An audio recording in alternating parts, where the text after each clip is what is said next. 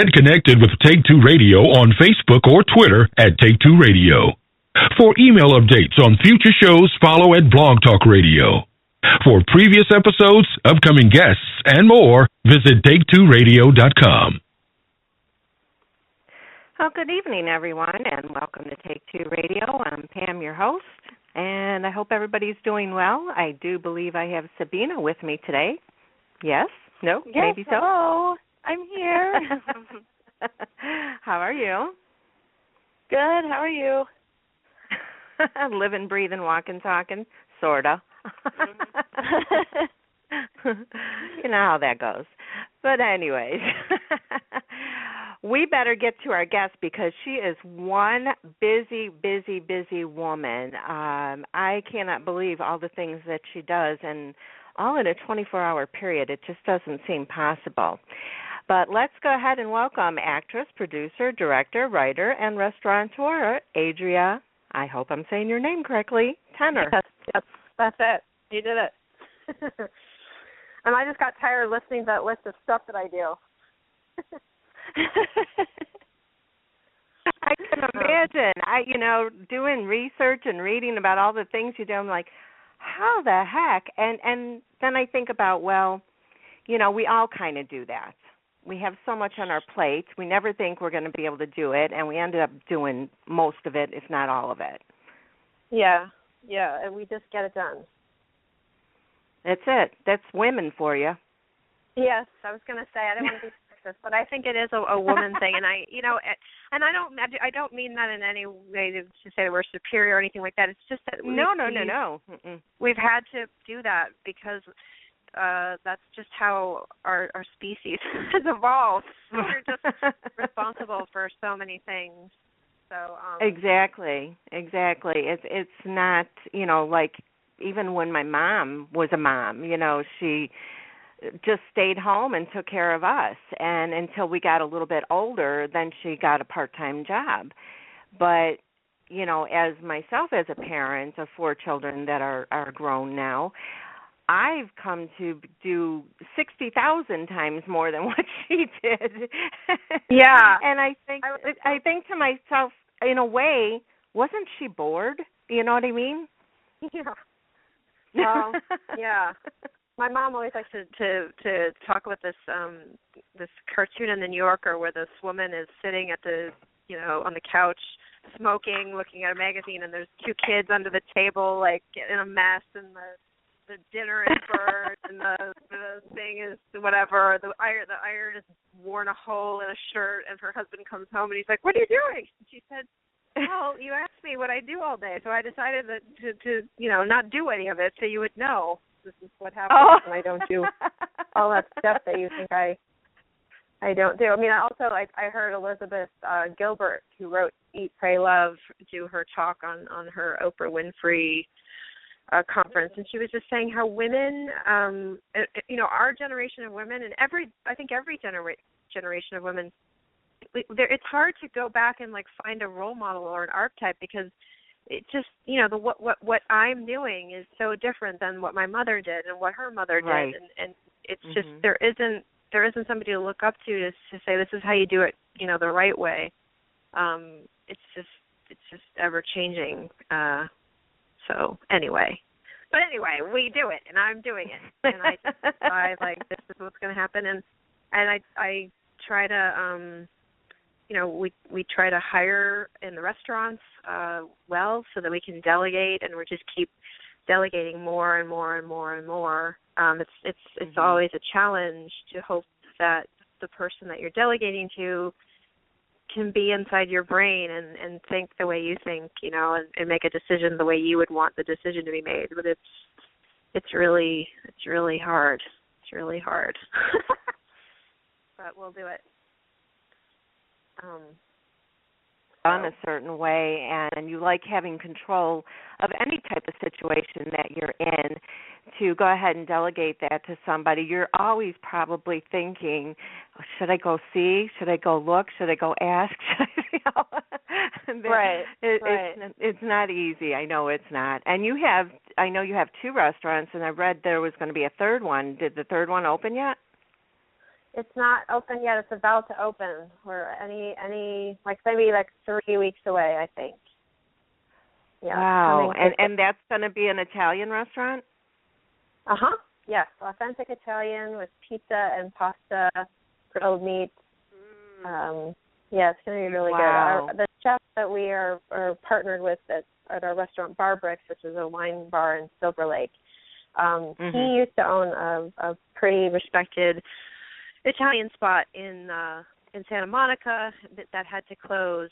His partner passed away, and he wasn't able to do both sides of the business. So that closed, and then he, a few jobs here and there, and then, started working with us. And so he and my husband have had this dream to open an Italian spot on the east side. So that's what's happening. We're doing that.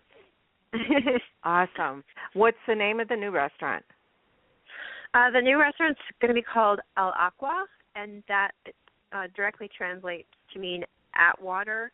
Atwater is the neighborhood in Los Angeles that will be the home of the restaurant. So okay. Cute little play on that name in Italian. Yeah, definitely. Atwater it's an up-and-coming neighborhood. More and more families, more and more people are moving there. They have good schools. It's a great, walking neighborhood, and so they need a good restaurant. Yeah, definitely. And the other restaurant is called Cooks County, and I live in Cook County, so that's kind of something we have. Oh, yeah, well, that's why the restaurant has that name. Our chef, Daniel Mattern, is from Cook County, Chicago, and it's kind of a little play on words. It's because it's him and his girlfriend, so it's two cooks, so it's plural. So we just it's not even Chicago food. That's it sounds pretty like cool. Chicago, actually. Yeah. Yay. Yeah, that's how we got that name. I was trying to place your accent because I'm from Michigan, and you guys sound Midwestern. Well, I'm in Chicago. I'm in Chicago, and Sabina actually is in Georgia, but she's from all over the place too. So okay. Yeah, I'm not from here originally, so I don't think I have an accent. I don't know what I sound like. So okay, we'll have to talk more, Sabina. We'll have to figure it out what you sound like. Yeah, definitely. But by the end of the show, she might pin you down. Yeah. Well, let's get into let's get into your acting part of your daily things. You started at the age of 12, which was quite young, but you played a boy in the movie Amateur. How did that come about? Yeah, actually, I didn't start professionally until I was in my 20s, but my first role when I was in my 20s was playing a 12-year-old boy. So I wasn't actually 12. Oh, you played it much older. I see. Sorry, I had that a little bit wrong. Oh, no. Well, that's very easy to do because it's a confusing situation that I would be playing a boy and I would be playing a 12-year-old boy when I was pretty much an adult. So, yeah, that was an interesting part. It was my first part, and it sort of christened my whole career, and it was a little confusing when I began because people, agents and managers and casting directors are always trying to fit you in a type, and so here I am, I get my first part, so they think, oh, Adria is cast as a boy. So I started then being called in to read for all these lesbian roles, all these very butch, bull dyke roles, tough girls, and what no one understood was that I wasn't cast in that part because I was so butch. I was being cast in that part because 12-year-old boys are feminine. That was, they're so gamine, and that was what I was, pretty androgynous and gamine. So, but I found my way. The next part I got was in the First Wives Club. There was a role, I don't know if everyone remembers, but Diane Keaton's daughter was a lesbian in that movie. So I auditioned to play that part, and they just said, no, she's just not, she doesn't seem like butchy enough. But there was a role to play Diane Keaton as a young girl in college. So I got that part. And so then they started to realize, like, oh, Adria is really more feminine. Let's see what we can do with that. So that's kind of what happened. Well, I was going to ask you about playing young Annie, because First Wives Club is one of my all-time favorite movies, and playing with three such great actresses. I mean, did you realize at the time that they were so, they're icons of the movies? Oh, yeah, totally. I mean, I was excited. We were all excited. The thing is, we didn't get to work with them, really, because the day that we were working, they weren't there because we were playing them, Oh, yeah. But yes, of course. I mean, I felt so honored to play Diane Keaton, and I spent a long time studying all her films so that I would get all of her mannerisms and everything down and correct, and her, all that stuff. So yeah, it was pretty exciting. We were very, very excited. And it was a huge movie. Scott Rudin was producing. It was a big deal. Yeah, and you did it well. I mean, I could watch that movie over and over and over and never get tired of it. It's just such a great movie, and I absolutely love who they chose to be in it and play those parts. I think it was perfect for everybody. Yeah, they were great. It was really great. The casting director did a really great job. Definitely. Now, I also know that you were in another huge fan favorite, which is Mad Men, and that's based in the 60s, and I know you probably weren't even born then. and you've been in and you were in The Artist, and that's another old-time, history movie. So how do you research to do that? I mean, do you just go ahead and watch different movies of those eras? Yeah, I was raised. My mother always wanted me to watch these classics, so I feel like it's sort of in me already. But I do tend to do a lot of period stuff. I think, I don't know why, but that's in my type. I guess I feel very maybe antique is the word. I don't know. I just have that.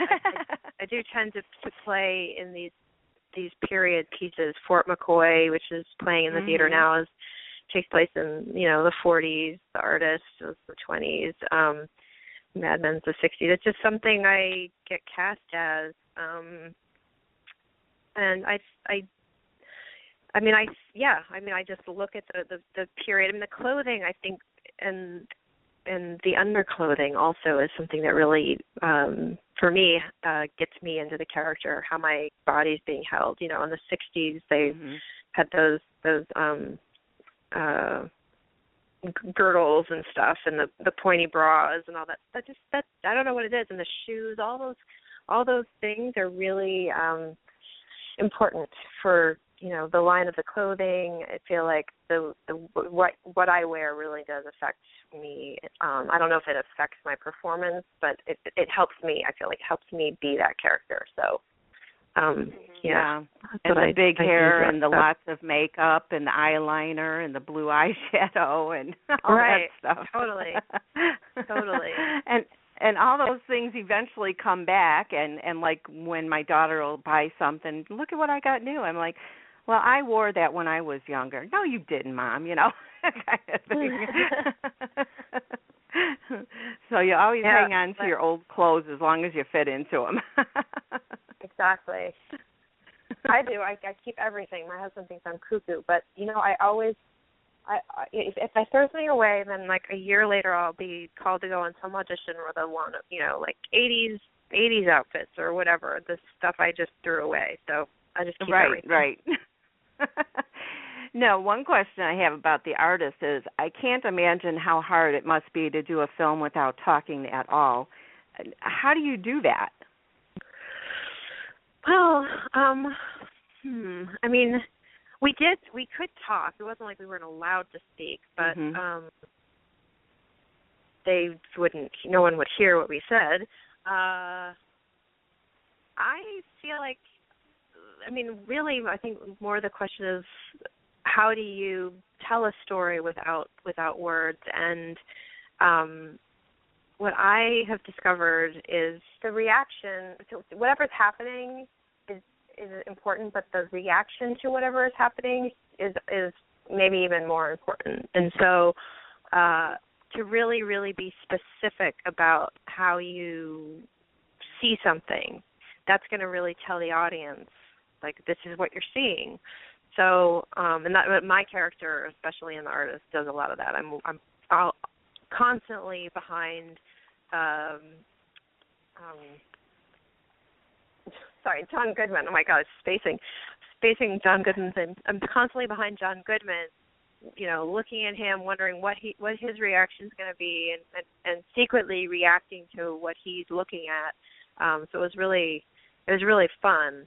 I do a lot of commercials, and I feel like the roles that I've had, even on television, are often roles where there's a really specific reaction. I don't know if everyone saw You Don't Mess with the Zohan, but my character in that movie is reacting to Adam Sandler giving this little boy the sleeper pinch. And the whole scene is in my reaction to him. Like, that is the whole scene. Is how does that's what's funny about Adam Sandler's character, is how do all these people that he comes across, how do they perceive him? Because he is so hilarious. So what's funny about the character in the movie is how other people react to him. So I tend to get a lot of those kind of things when they need a funny reaction to something. I tend to get that, and so I wasn't surprised when I got The Artist, because that was all about telling a story with your facial expression and my reaction watching that. So yeah, I mean, a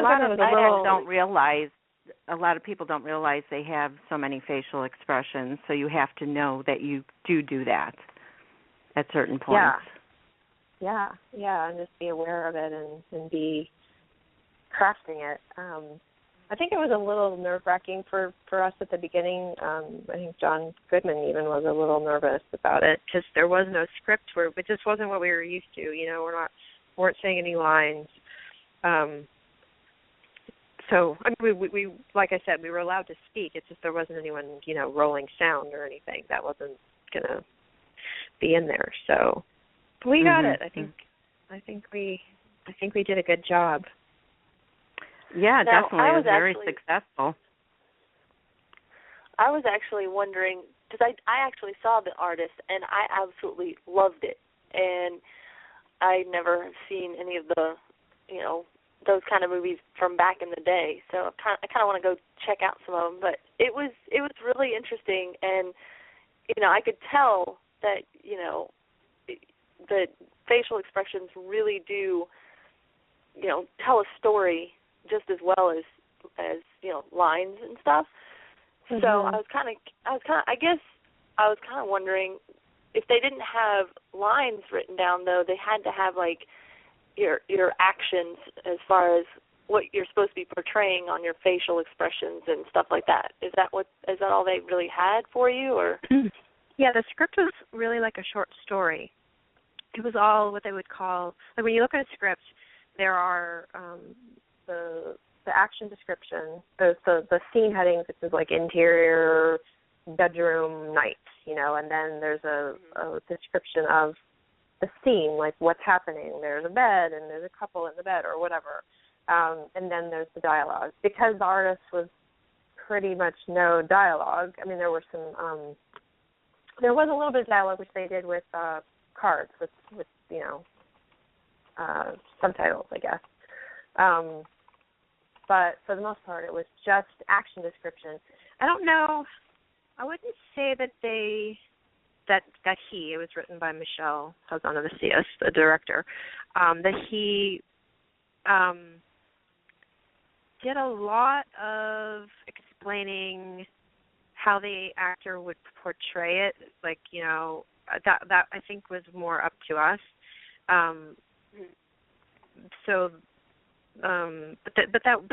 That was how the story was communicated to the actors, with just action description, what was going to actually happen. And you know, when you're in film school, I never went to film school, but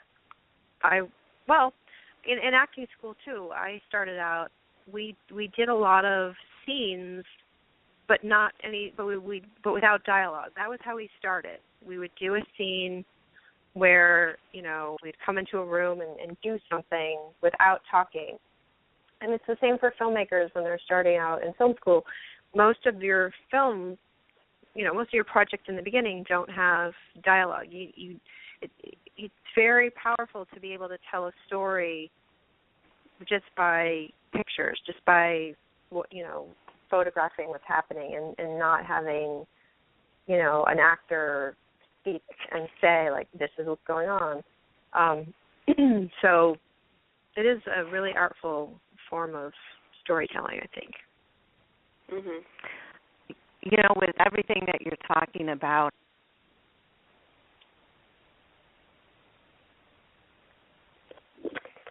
I think I lost you for a second. Stuff too. I think I lost you for a second. Yeah, okay. I lost you as well. Try that again. Sorry. I was saying, with all the things you're just talking about, I can see that you would make a good director and a producer because you understand everything that has to go on within a film besides just the acting part. Well, that's nice of you to say.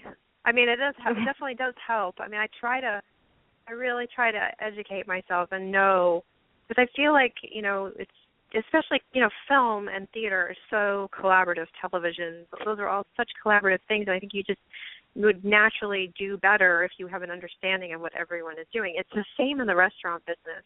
You know, my husband and I have waited tables. He's been a busboy. He's, you know, done a lot of jobs in the restaurant, so it makes us good at, you know, managing our staff. I think it's really important. So that's so true. I always try to, I really think that's so true. I can see to how know. that goes. It's so both similar. sides when you work both sides. Yeah, I think that the people you're working with do more too. You know, our staff respects us more. I think that people respect me more if they know I have an appreciation for what they're doing. That's so true. That's so true, because you can't have a waitress, you know, be yelling at you like,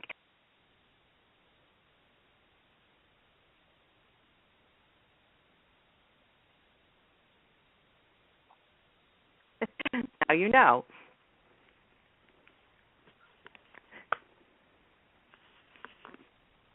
I think I'm losing you again. Oh, no. What's going on? I'm not moving. I'm not doing anything, and I'm not on a cell phone. Oh, my gosh. Well, let's go and talk about the award-winning film Fort McCoy that you're in as Lolly. And it's about a real story, a real-life situation. Can you tell us more about it? Yeah, it's about it's told through the eyes of a little girl whose father has been denied entrance into the war. He's not able to fight because he's a heart murmur.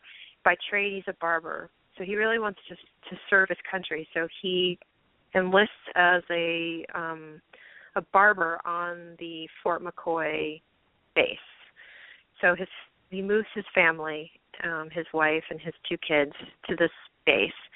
And they live pretty much within arm's reach of some prisoners of war, German and Japanese soldiers that have been captured and brought back to this base in Wisconsin. It's a really, really beautiful story. I love that it's told through the eyes of this little girl, written by a woman, directed by a woman. It's just a really, really beautiful piece that I was really happy to be a part of.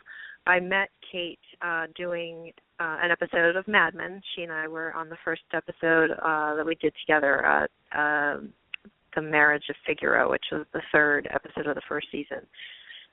We just bonded because I also was writing and had aspirations to be a filmmaker. So she shared her script with me, and I read it, and I just, you know, really wanted to be a part of it. And there was a role that she felt would be right. So to Wisconsin, and I made this film with her.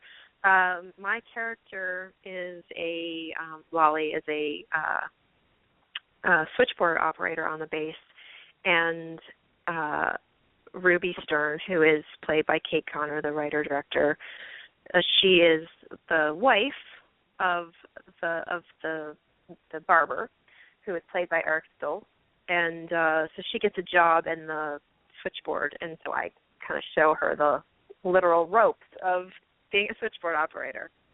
So it's just it's really cool. I'm in the movie here, here and there. I get to have several scenes and be a part of it. So it's really, really great. It's really definitely a movie that I'm interested in seeing, and I know Sabina feels that way as well, because just from what we read on it, it sounds very interesting. And I actually like movies that have some type of real history to it, which this does. Mm-hmm. But I was really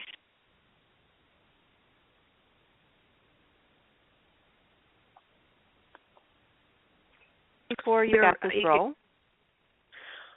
I just did not hear what you said. Oh my gosh, what's going on with my phone? This is so strange. Can you hear me now?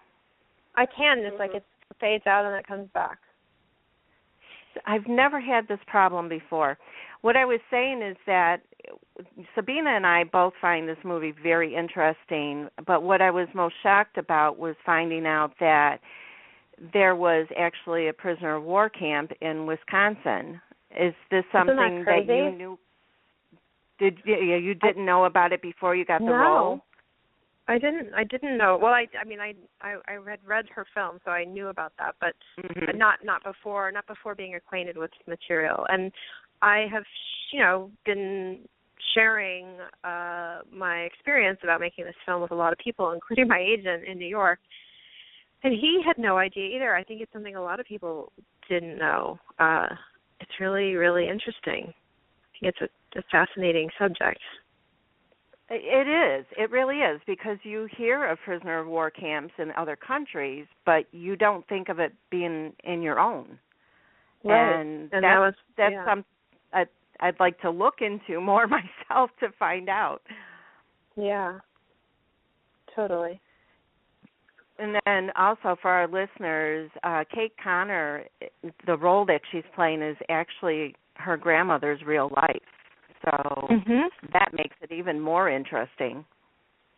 Yeah, it's really, really, really interesting to think about the fact that this is a true story and told by a family member. And it's really neat that when the credits roll, all of the actors are credited, and alongside their names are pictures of the actual person from Kate's family album. It's really neat.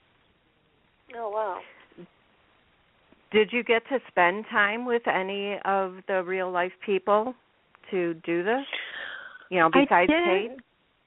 I didn't get to spend time with the real-life people. I just got to spend time with Kate and listening to her anecdotes. And a lot of people have, including the person who inspired Kate to write this film, have said, this is even more than a 2-hour movie. This is a television show. It could really, because there's so many anecdotes, so many interesting things that would be really fascinating.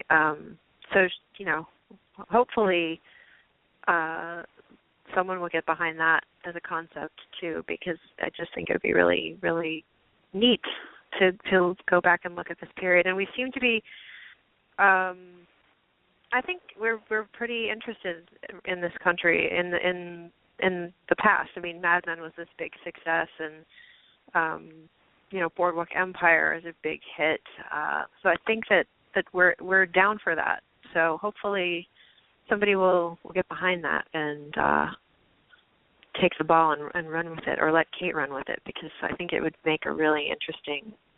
So it's something I'd like to see every week and learn more and more about. I would. As a TV series. Yeah. Mm-hmm. Yeah, that sounds like it would be fun too, even for me, because my grandfather fought in World War II, so it'd be interesting to learn more about some things from that era. So, The movie is opened in select theaters in August and more theaters coming this month and next. Were you able to attend any of them yet, or will you be? I got to attend the screening in Los Angeles. I don't think I'm going to get to go anywhere that's remote because I am so slammed at the moment. We're opening this other restaurant, so I can't really leave town at the moment. And I also have a film that I have just finished, a short film that I'm going to be going to festivals with. And then there's a feature that I'm also developing at the moment. And so there's just a lot of things to keep me busy and kind of either keep me out of town on that mission or in town on a mission here. I don't think I'll be able to travel around to the screenings with Kate, which would be really exciting. Yeah. Well, who knows? Maybe something will overlap. Yeah. Yeah. So where can our listeners see the list of theaters it will be played in? If they go to the MontereyMedia.com, Monterey Media is the distributor. I think if you just Google Fort McCoy Theater Film, that should come up. But the Monterey Media website is where people can find the distribution where it's playing. It's playing in it's playing in Arizona, South Carolina, Utah, many theaters in California, Vermont, Wisconsin, many theaters in Wisconsin, Delaware, Florida, Georgia, Maine, and New York. And Chicago. Well, yeah. Good. Is it playing in Chicago? Too. I'm gonna. Yeah, September 25th, Thursday, at the Wilmette Theater in Chicago. Oh, well then maybe it's in the updated list. Maybe you guys have a more updated list because I don't see that on here. I'm so glad. Yeah, I got that from the publicist where they have those openings. It's just there's so many of them to tell that I couldn't tell all of them on the show, so it's better to have a link to go to. That's great. Yeah, That's excellent. I'm so glad to hear that it's playing all over. That's good. Good. Yeah, I'll definitely look for when and where it's playing here in Georgia and go. I want to see it. I saw the trailers and it looked really good. It is really beautiful. So, what is it like to watch yourself on screen?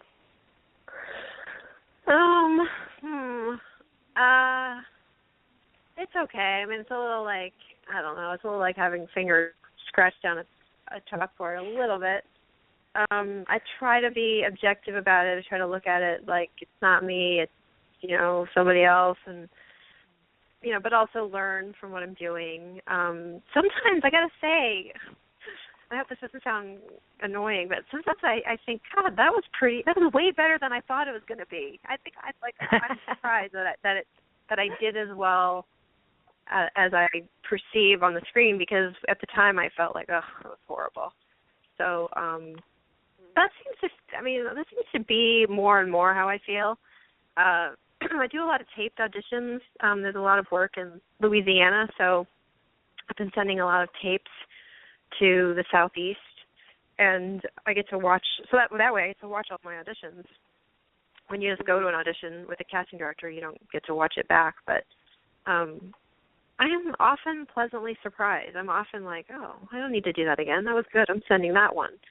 So, but that's after a long, long time of feeling like, oh God.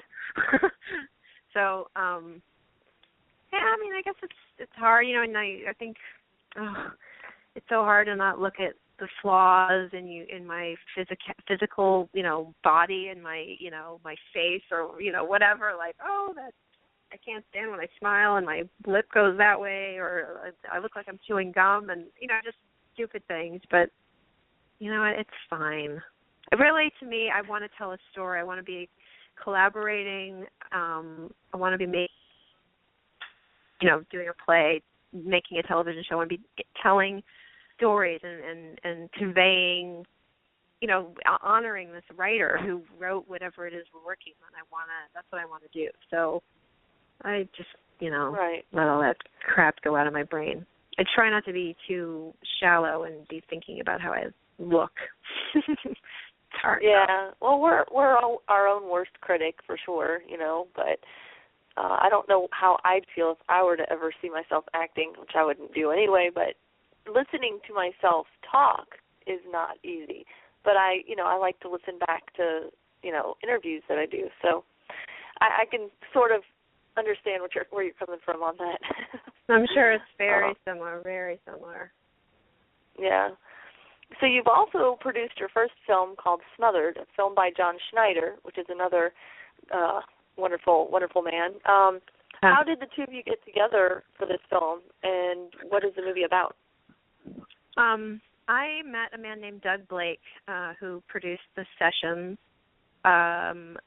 His movie, The Sessions, was kind of coming onto the scene as the artist was, finishing up. So we met at an event. He's a producer, and I just decided I really wanted to learn how to produce.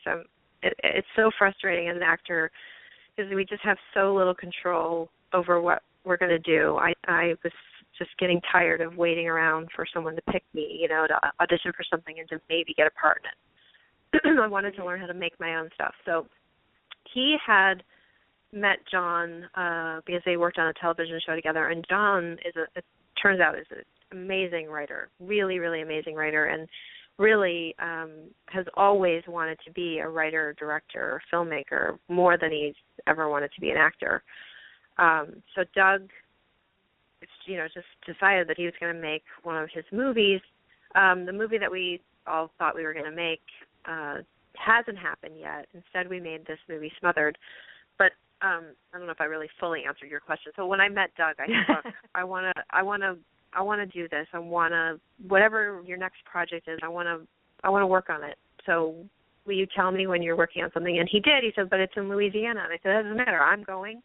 I have an agent there. I have a place to live. I'm going with you. So I went down and worked on this movie. Smothered it's a terrific idea. It's about these 5 horror icons. They play themselves. R.A. Mikhailoff is in it, who's from Texas Chainsaw Massacre. Don Shanks, who's from hold on, I want to get all this stuff right. I can't say it off the top of my head because I'm a ding dong. Hold on. So Don Shanks is from oh gosh, my brain's not working today. We all have those days. Okay, so he's from Halloween. Kane Hodder is from Freddy, the one with Freddy with the mask. Mm-hmm. Oh, I'm butchering this pitch, aren't I? I'm terrible. It's horrible. It's okay. Is that what is that? And then there's Bill Moseley from Nightmare on Elm Street. I've done this much better when people ask, what's Smothered about? So it's these 5 horror icons. They are playing themselves, and they are being haunted by the girl instead of the other way around, where the girl's being haunted by one of these guys. Oh, she's cool. haunting them. So it's really cool, and it really humanizes them.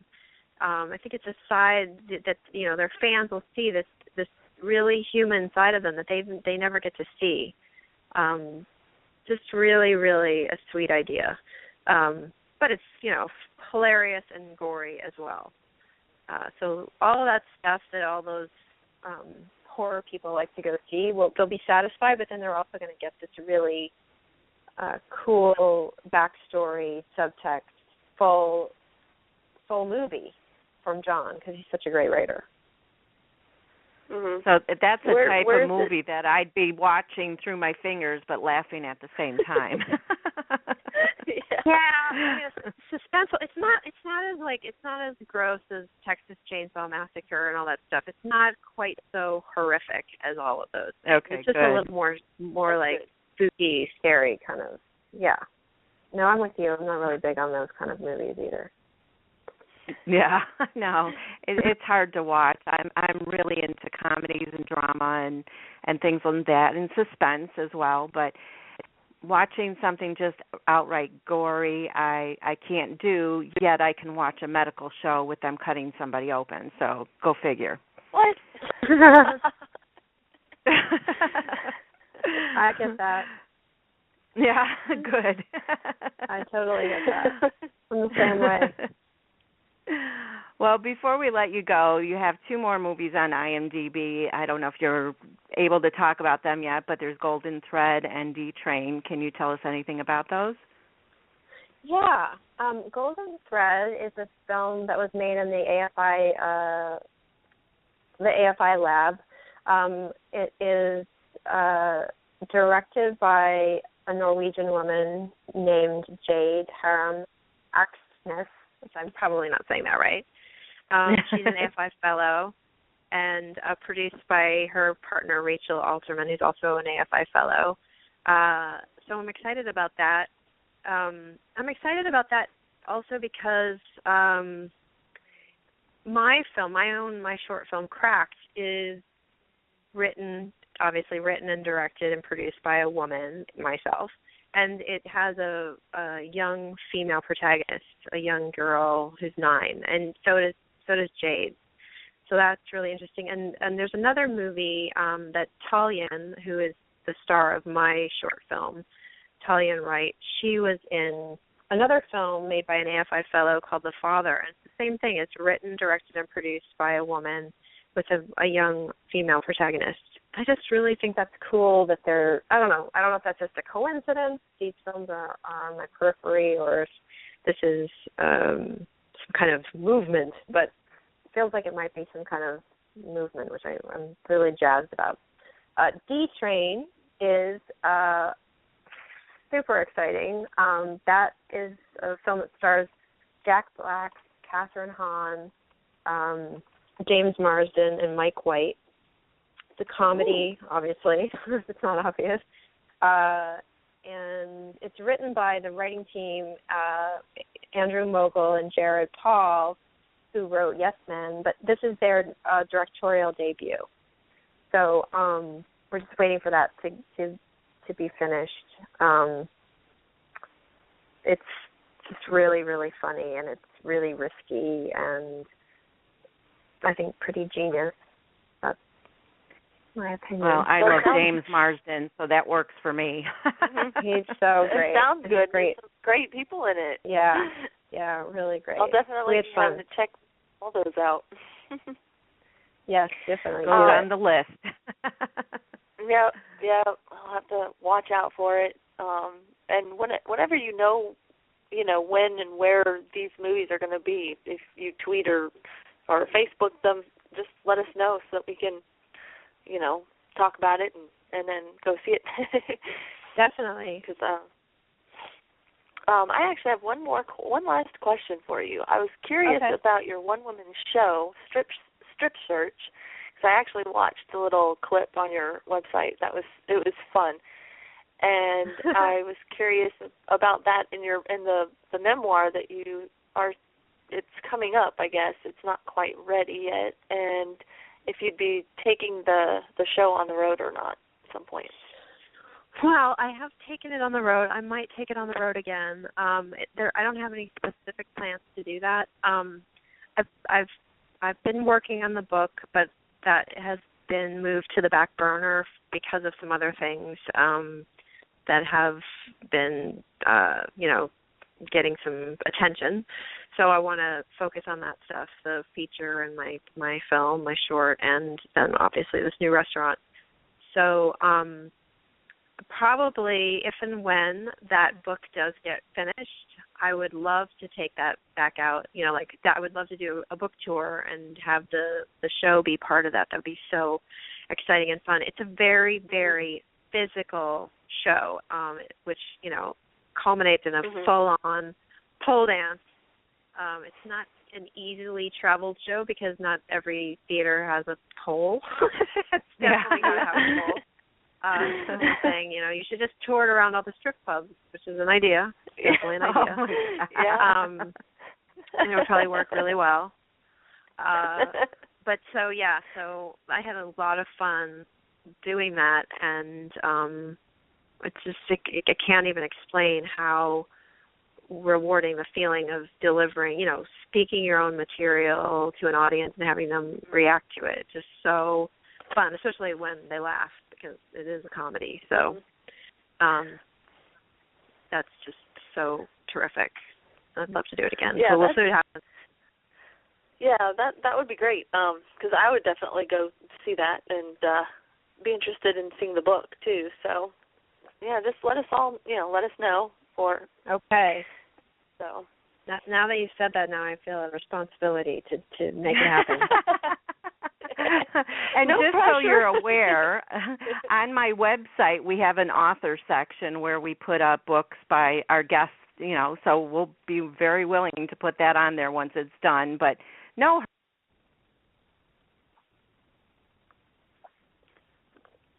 I think we lost her again. Are you there, Sabina? Yeah. Pam, I'm here. Can you hear me? Pam? There you go. There Hello? you are. Oh, my You're gosh. here. Well, I was saying no hurry for the book, but we do have on take2radio.com an author section for our guests that have books out, and I'll put it up there once it's done. Great. So now I'm going to let you go before my phone, I don't know what's wrong with it. Now I have to find out. But I want to thank you so much for spending time with us and telling us about your movies and everything about yourself. It was such a great pleasure speaking with you. Thank you. You too. Yes. Great Yeah, to I talk to agree. you guys. Thanks a lot. Have a good night. Okay, you too. Bye-bye. Thank you. Bye. Bye-bye. I almost feel like I cut her off too short, but I don't know what the heck is wrong with my phone. I never had this issue before. Are you hearing me talk now? Yeah, I can hear you now. I don't know, but that's so strange. It's so strange. Well, just real quickly for our listeners, be sure to follow Adria on Twitter at Adria Tenor, and that's spelled ADRIATENNOR. She also has a Facebook page at facebook.com/Adria Tenor, and her website is adriatenor.com.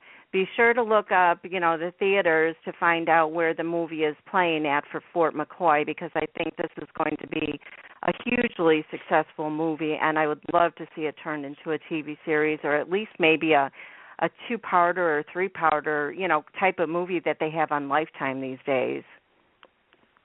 Mhm. Yeah. It sounds and it looks really good. I don't know if you saw the trailer, but I found the trailer. Yeah. And it looks awesome. Yeah, and I love movies that are based on real life situations, and I think you learn a lot about your own country a lot of times when you watch these things, or whoever the role is based on. So I think that's really, really interesting. So with that, I'm going to say thank you, Sabina, for joining me, and thank you to the listeners. I totally apologize for my phone. I honestly do not know what's going on with it. But our next show will be, October 7th. I think I have one before that, one or two, but I'm waiting for confirmations. But follow us on Twitter at Take-Two Radio and also at Take-Two Radio Crew, and check out our Facebook at Take-Two Radio and our website take2radio.com for upcoming guests and more. Thanks, everybody. Have a good night, Sabina. Have a good night, everybody, and we'll see you again soon. Thank you. Bye-bye. All right.